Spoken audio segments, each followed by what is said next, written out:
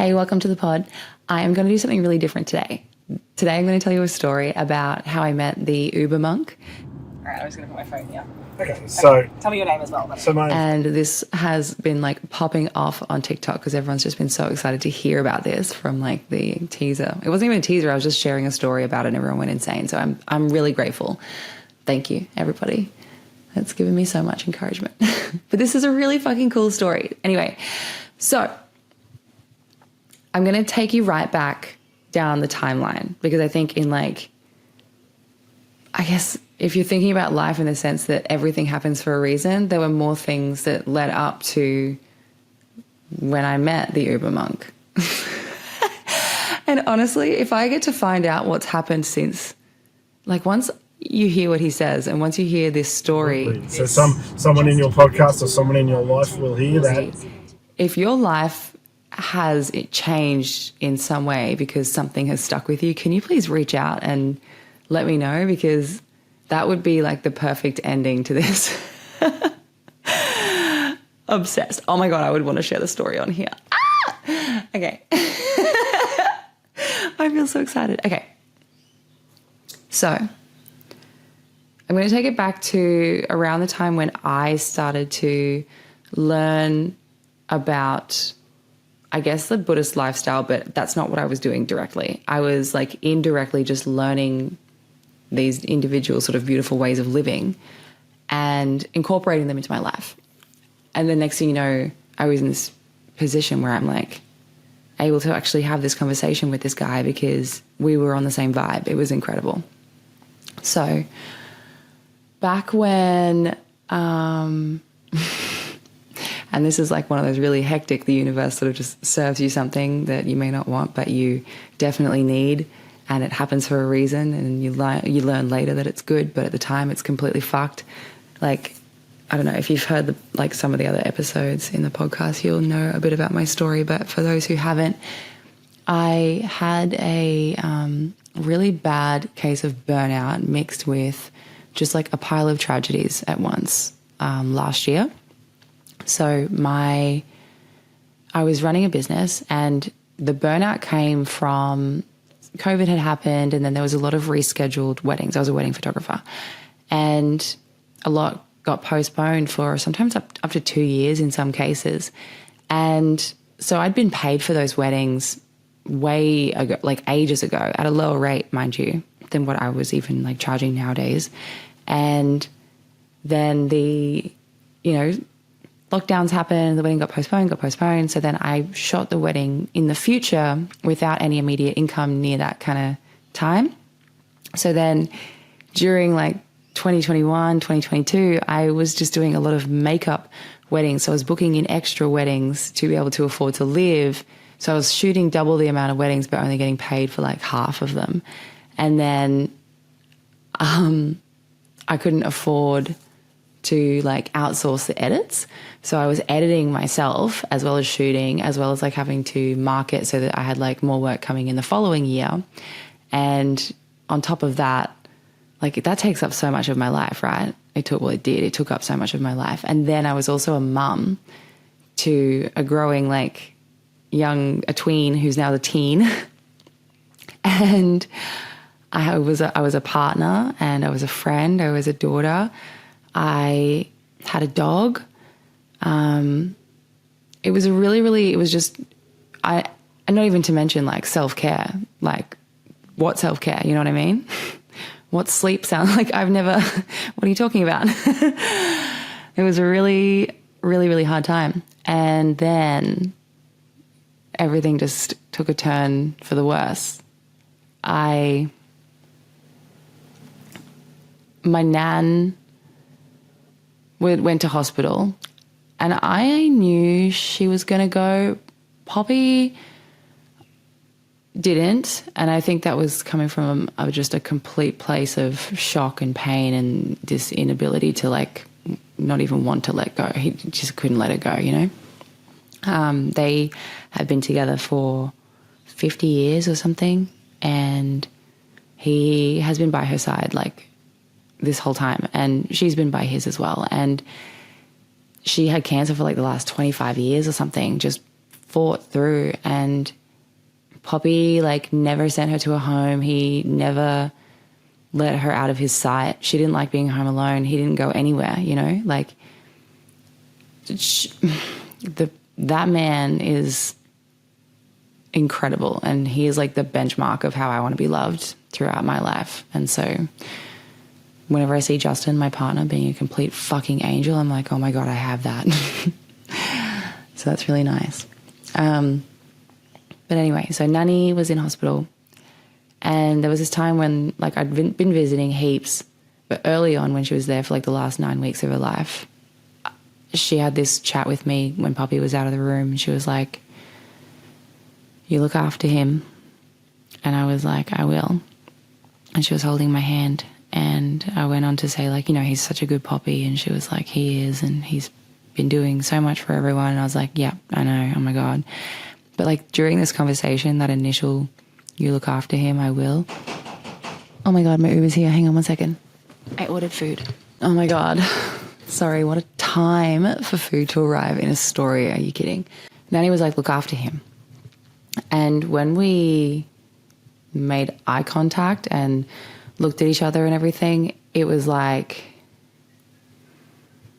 I could sense what she was saying, and she could sense what I was acknowledging and agreeing to and reassuring her of. Like, she was like, I know I'm going.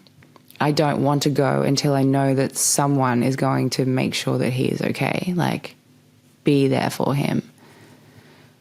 And I was like, yeah, I understand, and absolutely, and I wouldn't have it any other way. And like that part wasn't verbal, you know what I mean? But that was such an understanding. Anyway, so then it was really hard because when Nan passed, like that was just horrendous for the family and for Poppy, obviously. And then the floods happened, or did they happen just before Nanny? I can't remember the timeline now, but the floods in March or April, whenever it was, they just destroyed so much of the Brisbane sort of like waterway areas and Lismore and New South Wales, Tweed. Like they just really did a number on this part of the world. And my parents' home was on the water, so their place got flooded. It was really bad, like came out really high. They've pretty much lost everything. They have one small, tiny little area of things that were salvageable, but they're pretty much starting again. And they've had to live like in this like mezzanine area instead of like in their home. And my two disabled brothers live with them. And it's like a tiny, tiny little space. And they really just deserve to retire. And they've had this whole situation with the insurance, and it's been super annoying for them. But anyway, they are pretty much at the point where they can almost rebuild. And I'm so excited for them. And I honestly like just can't wait to be a millionaire one day and just buy them a home wherever they fucking want, because they are the best people I've ever met. I love them so much. My mom and my stepdad are insane. I love them. So anyway, they lost everything.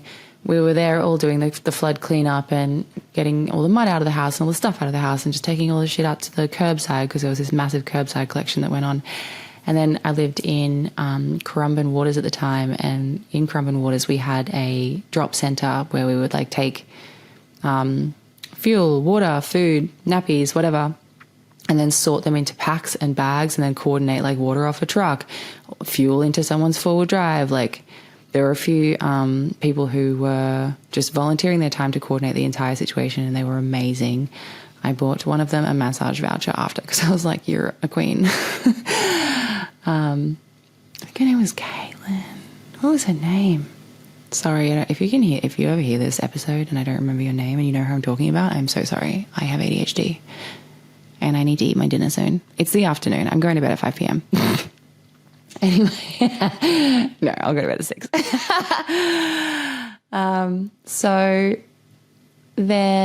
So mum's place is gone, nanny's gone, and then my dog Batman dies. And around that time, I just kept saying the words like, this is not living. This is not living. Like, there's absolutely no fucking way I've been put on this earth to wake up every morning with an actual fucking panic attack happening, with my heart beating out of my chest, and have a completely shot nervous system, no time to rest, no way out of this mess, like owing so many people photos and time, and I had no time and no energy, and I had to go and just be with people on the most important day of their life and give them every little shred of what I had left, because I'd been in burnout already by fucking a year and a half by this point, you know? It was insane.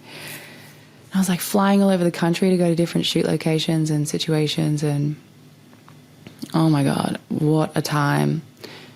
Oh, I never want to be in that situation again in my life. That was traumatic as fuck.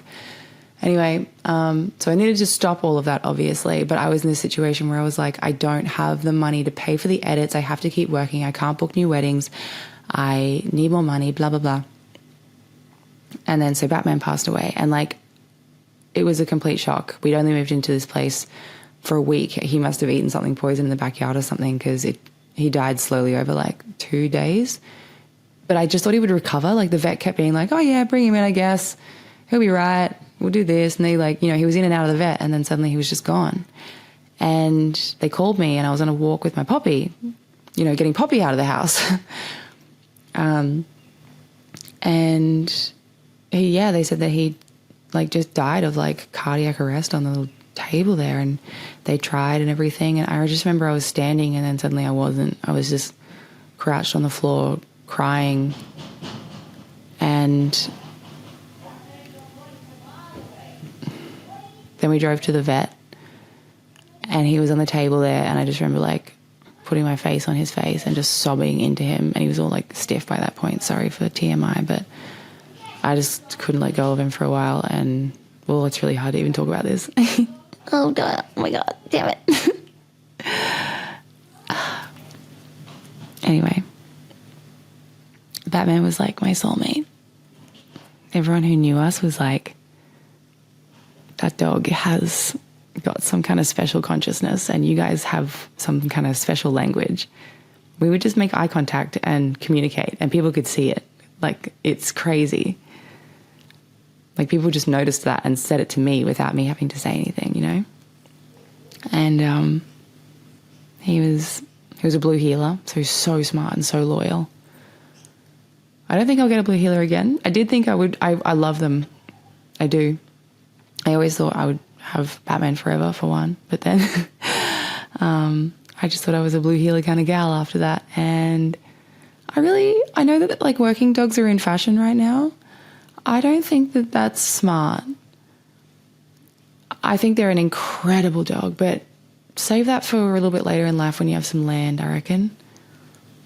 They need a lot of exercise, but they also need a lot of attention. They're working dogs. They need a constant job to do and a constant command, a constant action.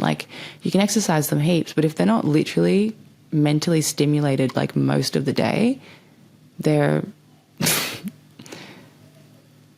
will fucking let you know about their unhappiness in the situation. They're very convincing dogs. They're very good at communicating. Great dogs. But get some, I don't know, even in just a yard, and have the time to be there with them. That's what they need. Companionship, loyalty, a leader. They need a fucking leader. Anyway. So obviously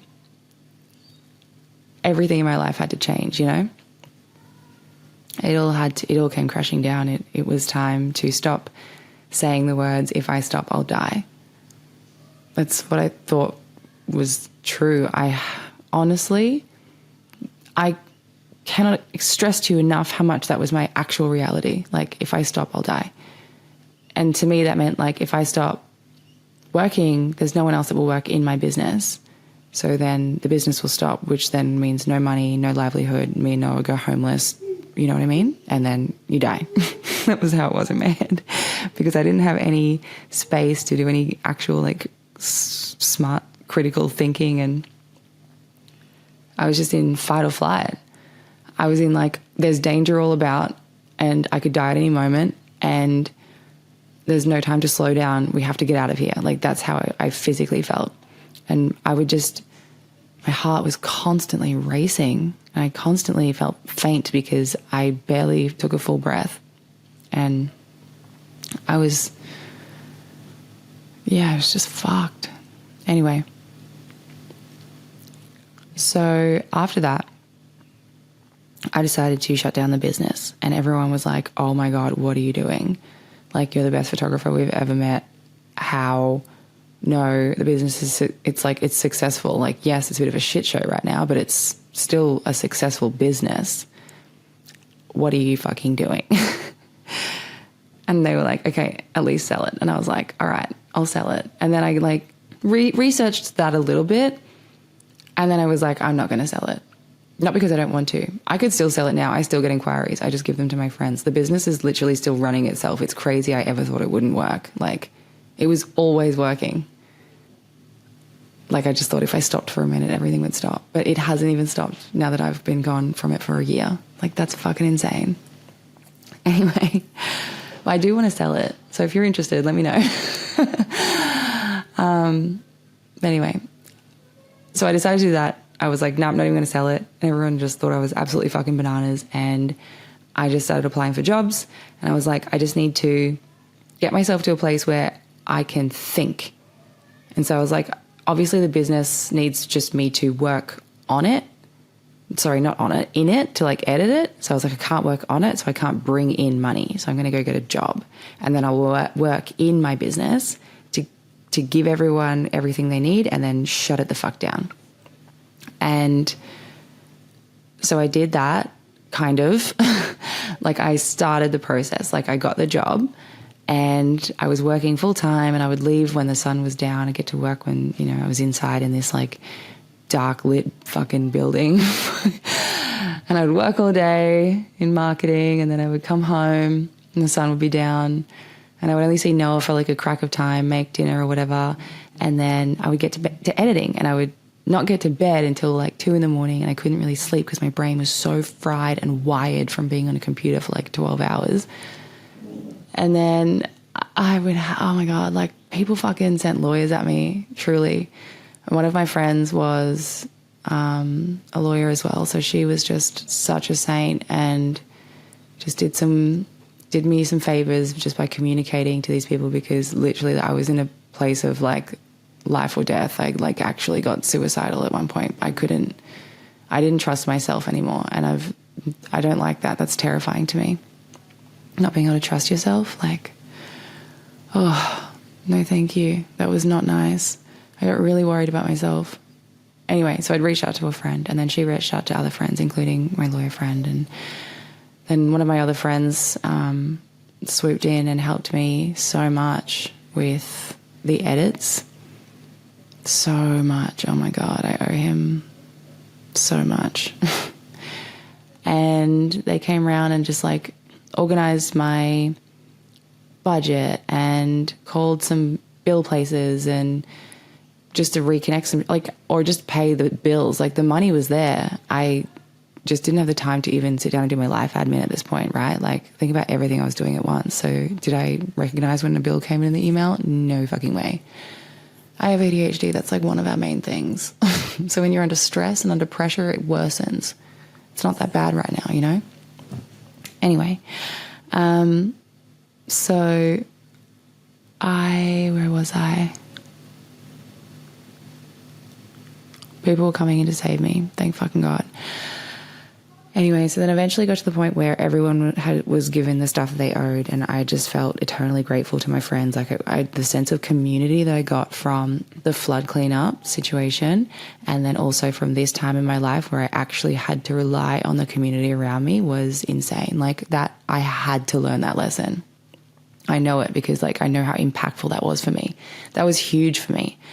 I don't know about you, but like, I'm a really, really, really independent person. I've always had to be. I pretty much raised myself, and I had a kid as a teenager, and I didn't live at home for any of that. I moved out at 16. I was expelled from high school. I had to educate myself, went to like design college and stuff. But like, like, I'm a smart person and I don't have a formal education in the slightest. You know, like, I did this. I learned from people. People helped me, absolutely. But like, I went and got this, you know what I mean? This brain and this experience.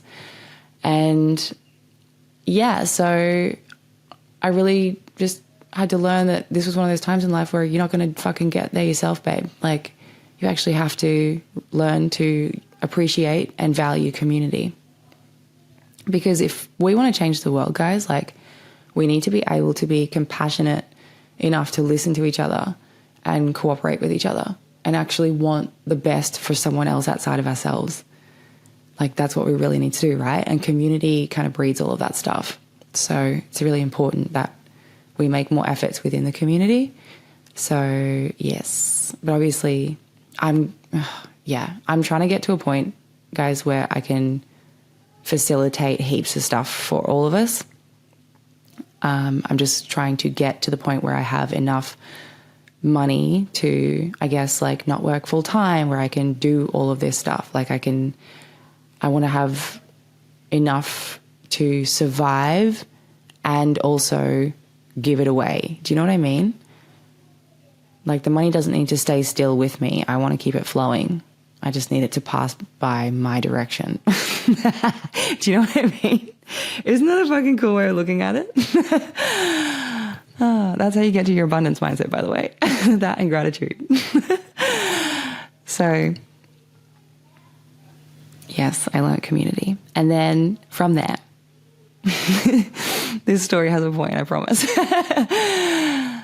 From there, I had to move like 3 times in this 1 year. The rental market's pretty fucked right now. It was terrifying. I lived in a house for 3 months that was like roach infested, that was going to get knocked down. And they had the audacity to charge me $350 a week for this like piece of shit covered in mold, dark, like dungy, fucking, I was getting sick living there. Oh my God, it was horrendous. And that's where Batman died too. It was the worst. It was the fucking worst.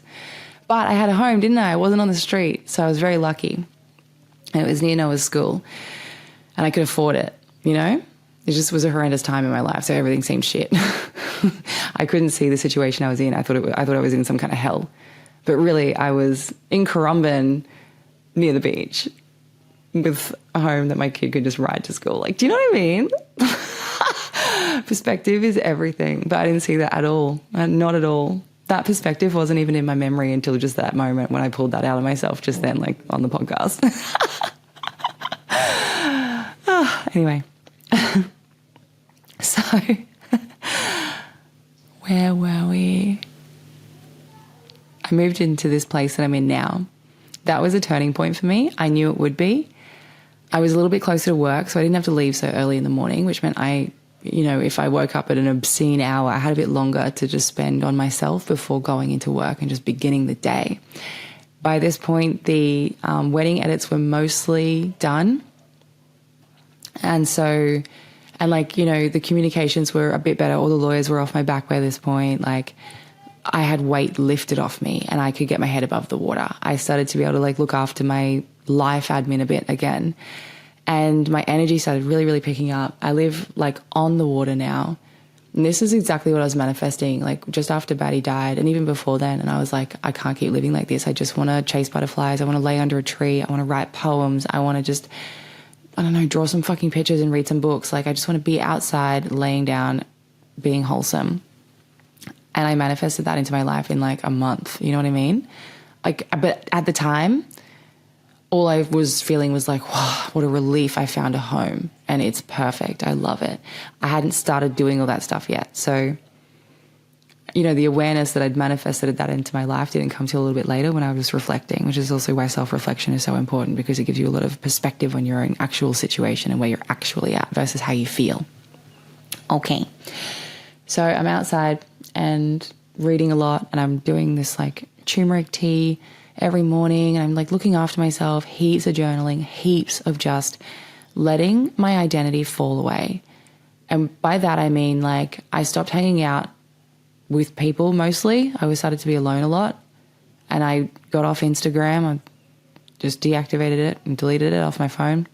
I spent time with my family a lot more, started painting, just really like journaling, like pulling up feelings. Like I did hypnosis to pull up stuff from my childhood that I'd forgotten. I was manifesting, doing shadow work and inner child work. And I was like, you know what? I'm in the fucking thick of it. I want to do it all now while I'm already in it. I didn't want to climb out of it too early. I quite literally wasn't trying to wiggle my way out of it and just get to the other side just because it's better when it's easier. Like I was like, here we fucking go, cunt. Bring it on. I'm working through this. Oh, it was hectic. Oh my God, it was so hectic. Fucking hell. But worth it. Worth it. Do it. Don't be a bitch. You need to do it whenever you're ready. But if you don't fucking do it, the universe will make you. It made me. That was wild. Oh my God, I nearly died. So anyway, everything started to get better. And when I started to get more energy, I was like, cool, like this is amazing. And then I started to go through like a spiritual awakening. I've got a whole episode on that and there's more I need to talk about that. But all this crazy stuff just started happening to me. And then I started seeing intuitive healers because I needed some direction and they helped me amazingly. And I found out this incredible shit about myself and about my mission and just like, wild. Very hard to grasp at first, actually. I started to be like, are these people all crazy? Am I crazy? Does it matter if I just go fully delusional? If it's a placebo, that's amazing. If I'm happy and my life has changed anyway, like, isn't that all that matters? Yes. And then I started to like have even more insane spiritual things happening. Because I was like, initially I was like, I'll just ride this train energy wise. Like I always believed in like manifestation and energy manipulation and everything. Because that just feels very intuitive to me. But all this other stuff like seems insane, you know? But it's all been just too many things have happened to say it's a coincidence anymore. And then I started to really see what was going on. Like it was like the universe shone a light on the path in front of me. And I was like, oh, I'm not walking blindly through this anymore. I was like, I can see the steps as they're presented to me. I can see the opportunities. I was just learning so many lessons. I got a really hard and fast lesson in abundance.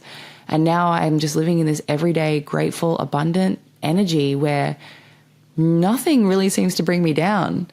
I feel like I can cope with everything. And I'm okay if this isn't even a permanent feeling. Like I'm aware of the fact that I won't feel like this forever. And I'm like, that's so nice, you know? That's fine too. Because if I started stressing about this feeling going away, I would be going involuntarily back into a scarcity mindset. See how that works? Like you do kind of have to go delusional. In like the Urban Dictionary sense. No, the real sense.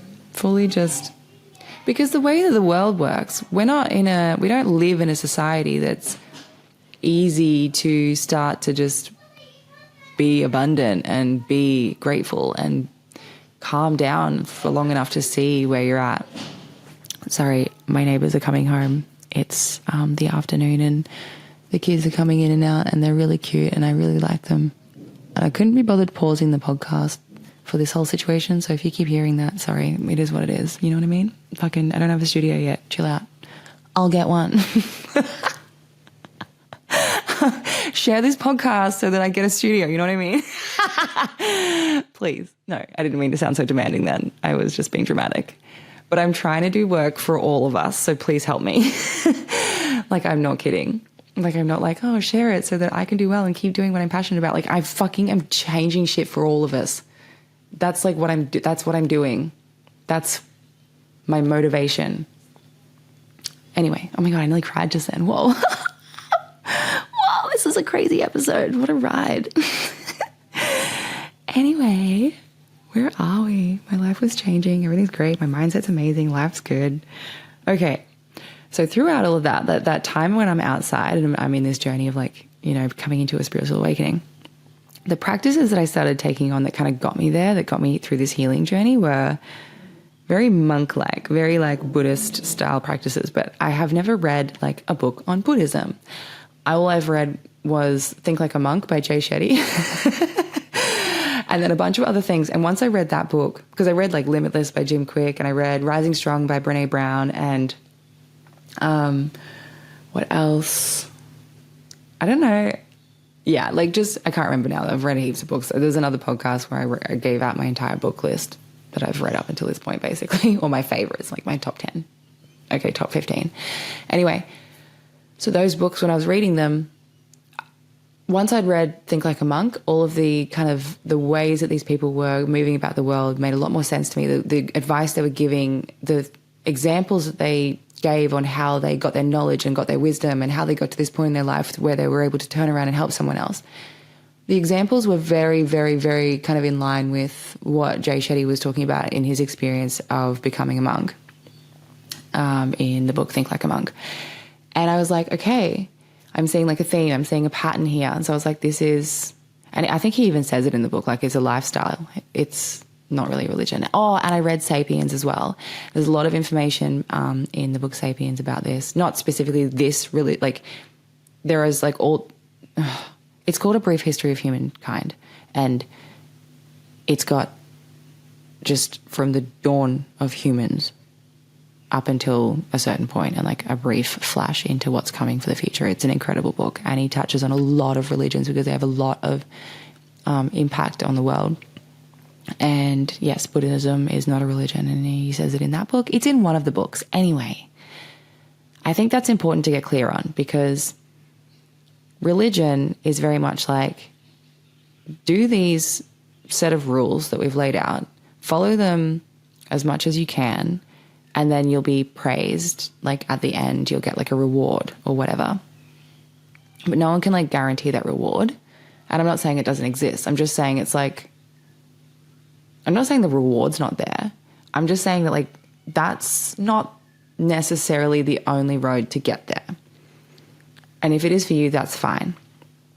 Whatever works for you, you know, whatever makes you happy, right? Like that's it. Do that. For me, religion is not it. I like to go based on how I feel in a situation. I've gotten myself to a point where I trust my judgment. I trust my watch on my own ego. I trust myself to notice my own reactions. I also trust my inner circle of friends to always call me on stuff that is in my blind spots, and I do that for them as well. So I have a lot of trust around myself, and I know to trust the feelings that I have in certain situations. I know to, you know, continue down a path of like self-development because that way I'm always learning, I'm always growing, I'm always enjoying life when I'm learning and growing. And I'm always able to help other people then because if I'm always learning and growing, I can turn around and help someone else. And I love doing that so much that I decided to just make my whole life about it.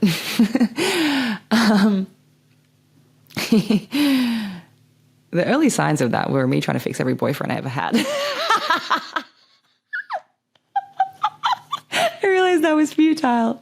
So I started to fix myself instead. Anyway. What was I even talking about? Yeah, so I'm reading all these books and I'm noticing all these like monk lifestyle type of things. And just heaps of stuff like, don't be too attached to any one specific thing because nothing is permanent. Stuff will always come and go in and out of your life. If you're trying to control a situation, your life will just be a repeat of what you have done before because you're the one controlling the wheel. If you let go of the control of a situation and sort of just trust that whatever is right for you will come your way, you end up like just having this freedom to follow your heart, and you just go into this place of trust and like you really do actually find what's right for you. Like it literally does come your way. I'm not even kidding. Like it's insane. It's insane. I'm doing it right now. You're listening to it. This was not my life before. Remember what I just told you where I was? So anyway, and then, you know, if you're not too attached to anything, if you're not too attached to your own identity and your ego and what people think of you, if you're not too attached to how an outcome might be of a situation, if you're not too attached to the things you have to do any specific part of the day, you're able to be way more fluid. You're able to actually allow space for that kind of thinking of like, okay, I'm just going to see what happens, follow my heart, like take a couple of steps at a time, still have goals and everything, but be willing to watch those goals shift and change as you learn new things. And that can actually happen quite rapidly. People get really bogged down on the idea of having to follow a specific thing. I went to uni. I've got to stay and do this job now, and that's my career because I studied it and may as well. Like, I paid all that money. Like, why would I leave? Leave if it's wrong. Don't keep doing it, you dumbass. There's a whole life ahead of you. What do you fucking mean? You're just fucking writing yourself off at 30 or even 50 or even 70? It doesn't just end. Life doesn't just stop. What? So anyway, these Buddhist ideals, I like them. I like them a lot. And they keep my eyes peeled because I'm always watching for the opportunities that are getting presented to me again and again and again. And I'm always living in this like state of gratitude and appreciation. And I like the idea of not knowing everything that's coming. And I like the idea of magic in the world. It's really, really beautiful. I also like the idea of stillness and finding peace within. And that is, I think, really crucial to a lot of the growth that you want to go through at a really deep level. And also for like just tapping into amazing energy sources. Like, wow, yes, be still. It's actually really fun. It's not boring. It's super fun. I've had some of the most incredible stories in my life happen when my eyes are fucking closed and I'm sitting on my bed. Do you know what I mean? Crazy. So, okay. So now we're getting to like the part of the story that you've all been waiting for. I was with my friend Haley and I was like, this week is insane. It's fucking insane. I recorded 4 podcast episodes in this 1 week, and this was last week. And we were both going like out of our comfort zone and just doing all these incredible things and feeling like even just sitting doing our work together in our day jobs, we were like, something crazy is shifting. Like something amazing is happening right now. Like we're leveling up. We can fucking feel it. Like it's wild. And it just kept getting bigger and bigger and bigger throughout the week. And then the other day, my car broke down. So I'd stayed at Haley's house, not at her house that night, but like we were just had a few wines, decided to go out for dinner and celebrate and have a wine. So I left my car at her house and I Ubered home. And then in the morning, I was like, went back, got my car, ran an errand, and then I was like, had to go to the shops, but I was really fucking hungry. So I was like, I'm just going to pull into Macca's first before I go to Coles. And thank God, because I would not have wanted to break down in the Coles car park because it has that whole like, you have to pay if you're there for too long, security, and they fucking close the gates and all the things. It would have been a fucking fiasco, you know what I mean? I would have had to have found some cunt and told him I was there and what was going on, or written it, you know what I mean? Just like, no, ew, it was raining, and like not the day for it. I was having a nice day. I didn't want to fuck with that. It was not a logistical kind of day. And so I went to Macca's, and then I was going to go to Coles. I went to Macca's and I placed my order, and then my car just like turned off in the drive-thru, and I was like, oh my God. And I was pissing myself laughing while these people were like wheeling me out. There's more of this story in the previous episode. I don't really want to like tell the entire story again, but if you're interested in the ins and outs of this, because it was just like funny, the previous episode is where you'll find that. Anyway, I'm like just like laughing, and then they put my car at 7-Eleven. The 7-Eleven dude was helping as well. He was so fucking nice. He was like, yeah, chill. Just like the car can stay here. It's sorted out. Like he opened my boot, even saw the problem. He was like, this is what's wrong with it. So I was able to just like tell Lubemobile and blah, blah, blah. But I still haven't sorted that out. My car is still there because today was not the day for it either.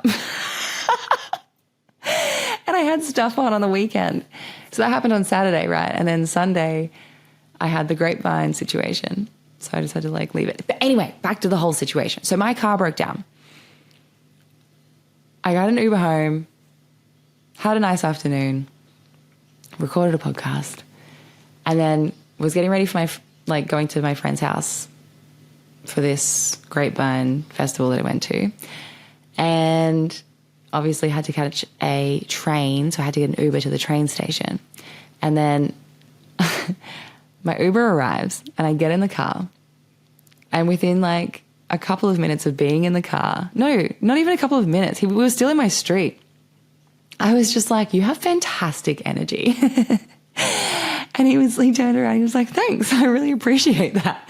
I'm a monk. And he was like, well, I'm a Buddhist, you know? And I was like, wow. And then he was like, well, I was a monk. And I was like, what? Wait, what? Tell me. And he was like, all right, well. And then I was like, wait, I have a podcast. Can I record this conversation? And he was like, yeah, by all means. I was like, fuck off. This is the best day of my life. I like, can't believe I get to do this. And so I was like, okay, I got my notes app. Not my notes app. I got my fucking voice memos app on my phone open. And I just recorded. And I was like, all right, tell us your name. And he told his name. So my name's David. And then he went into this story about how he even got onto the path of becoming a monk. So I'll let David tell some of that story. And I'm a practicing Tibetan Buddhist, and I became a Tibetan Buddhist. I'm now 55, so it's about 25, so about 30 years ago. And you'll have to excuse the GPS was going in the background, but it is what it is, This was a split-second moment. I decided to take the opportunity in. So when I was driving past Broadbeach State School, and there was a bunch of Tibetan monks and a teacher, a Geshe, doing a sand mandala on the floor of the Broadbeach State School. Basically, a sand mandala is a Tibetan Buddhist tradition where they create this stunning mandala art piece with beautiful geometry, and it's kind of symbolic of the universe and transformation and enlightenment and everything. And in true sort of Buddhist fashion, it also celebrates how nothing is permanent. So they will dismantle it or destroy it, and you just appreciate it while it's there in front of you in that moment, kind of thing. It's very cool. And they had the banners out, and I didn't know what they were, so I dropped in to have a look. And I spoke to a small, slightly older monk who explained to me what the sand mandala was and why all about impermanence. Mm-hmm. And that seemed to make a lot of sense to me, so I sat there for a while. He gave me a book, quite a nice book, a coffee table book about His Holiness the Dalai Lama, and excuse me, and invited me to come to a teaching at Burleigh Scouts Hall that they were doing in those days every Tuesday night. Mm-hmm. And so I spent 3 months doing absolutely nothing about that, and then cleaning out the car one day, I found the book and I thought I should go to that. Oh my God. Considering I was brought private school education on the Gold Coast, Anglican private school education on the Gold Coast, and I decided to so I went along to the teaching, and it was all about compassion and karma, and I suddenly realized that made a lot of sense to me, about how if you were compassionate to other people, that helped them and made their lives better, and how that generated good karma for you and could make your life better. And just being of service in any kind of way you can, in a compassionate way, really does seem to anchor so much more happiness inside yourself. Hey, absolutely, and it plants the seeds for future happiness. So he was then doing a public teaching in Broadbeach, and I'm going to get emotional here. A public teaching in Broadbeach, invited me on that Sunday, so I went along, and there was only about 50 people, and he sat on a little dais just outside past the Currow surf club there, and he did a teaching on compassion in action, and how if you were compassionate to other people, it actually served you more than the other person. It actually helped the other person a great deal, but it also helped you a great deal. And he looked, and I swear to this day, so Geshe is a little Tibetan teacher. He's His Holiness the Dalai Lama's teacher in Australia, so he's his representative. He looked around 2 or 3 people, and he stared at me and said, "You will be a better person if you are more compassionate to other people." And that's where my journey really started into Buddhism. And it's not like a John the Baptist moment on the road, flash of lightning. It's nothing and you're converted. It's not like that. It's more like a vine, a slow vine growing on a fence, and the things that you start to understand about Buddhism and the way that it teaches you to think suddenly makes sense. You go, oh, that's pretty simple, but yeah, that really makes sense to me. Yeah. And that's what happened to me. I suddenly realised I worked out how the world worked. Yes. Don't you think it's like, I'm not, I don't practice Buddhism specifically or anything, but a lot of, like, I've read up on it, and a lot of, okay, maybe I do without the full intention, but a lot of the general ways of living and everything they just make so much sense. It's like, oh, this is how to be alive. Like, Yep. here's how to have a proper human experience. Yep. And I think that it's kind of like a lifestyle. Like, you have to It is a lifestyle. dig so far It's not into s- yourself. It's not so much a religion, but it is a way of thinking and a lifestyle. Yeah. And for me, the perennial question is, why do good things happen to bad people? Was answered because it's in their karma for that to happen. And also, it's like, whenever one of my friends is going through something hard now, instead of being like, oh, that's so shit, like, oh my God, and kind of getting down on a lower vibration with them, I have this other perspective, and I try to bring them up to the vibration that I'm on, in the sense that, like, hey, you're going through this thing right now, which means that you're going through like a transformation. You're going into the cocoon phase, and you're going to learn some incredible lesson that is on your path to learn. And it's going to help you like level up in life, and you're going to become better and happier in the long run from this, depending on how you choose to act, like how you choose to react to the thing that's happening to you. And you see issues as growth instead. And that period of time, whether it's illness or something bad, breakup or something bad's happening, for me, one of the main lessons back then that I learned was that nothing lasts forever. Yeah. It finishes. Like, it doesn't rain every day. Yeah. Occasionally the sun comes out. Eventually the sun comes out. So, you know, the passage of time and impermanence, that everything is impermanent. Yeah. What you think is going to happen very rarely does. Yeah. And that nothing will... So you and I will meet now, and in 4 or 5 minutes we will part, and for whatever karmic reason we've met. I know, I'm obsessed. As soon as I got in, I was like, oh, you have great energy. You're like, thanks, I'm a monk. And I was like, no.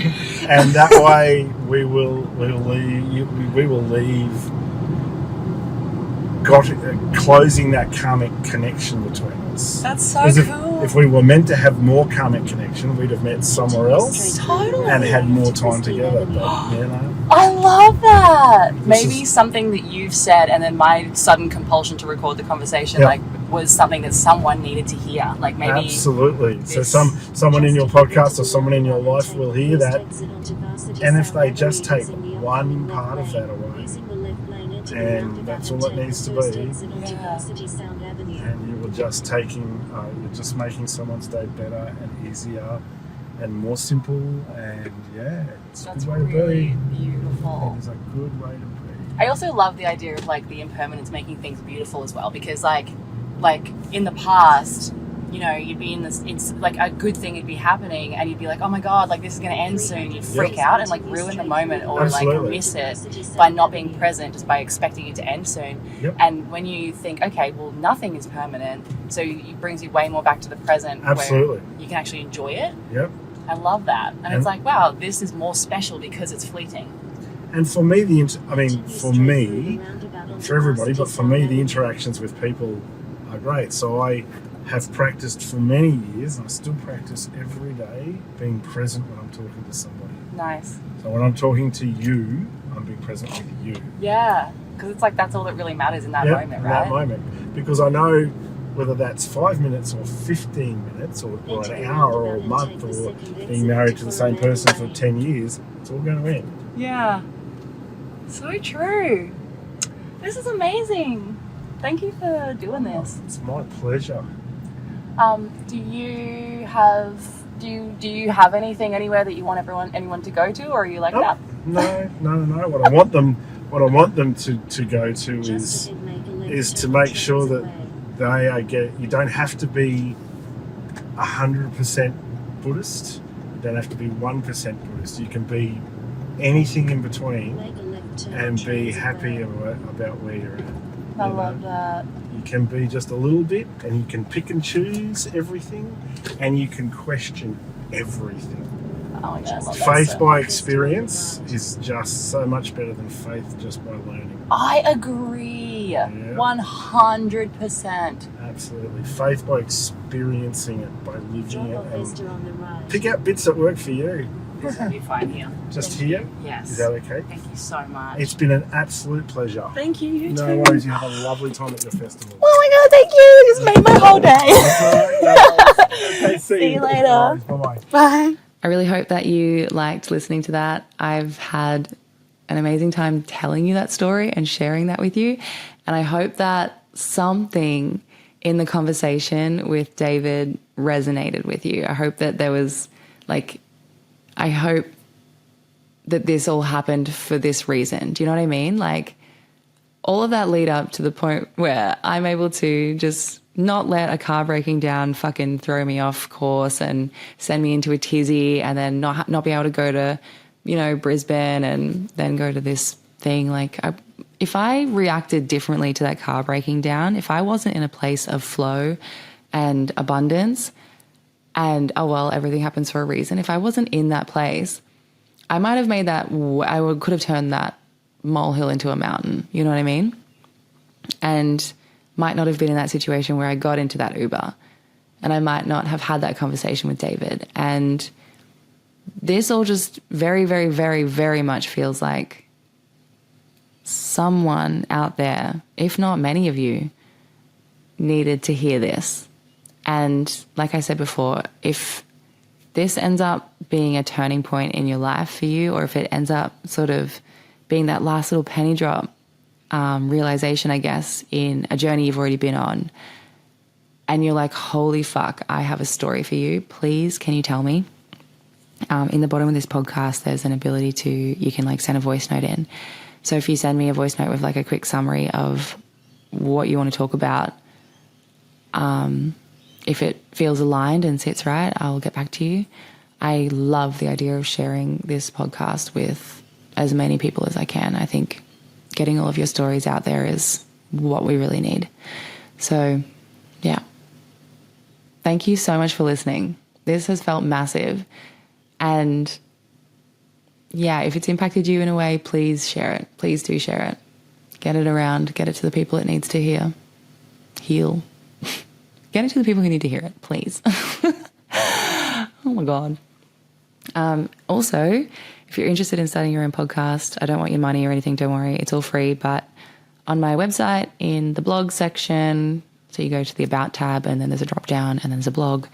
And in the blog section is a how to edit a podcast episode. And inside that is a tutorial video along with a link to the actual podcast. And inside the actual podcast is the show notes, which if you're on my podcast right now, you're already in the place that you need to be to find all the information. Like, the podcast is the previous one. I'm pretty sure it was episode, 14, I think. 15? Episode 15. And in the show notes is literally everything you need to know about starting your own podcast. So, yeah, that's there if you want it. I feel very done now. I'm going to eat my dinner because it's just been sitting there looking at me. Okay, thank you for listening. Love you, bye.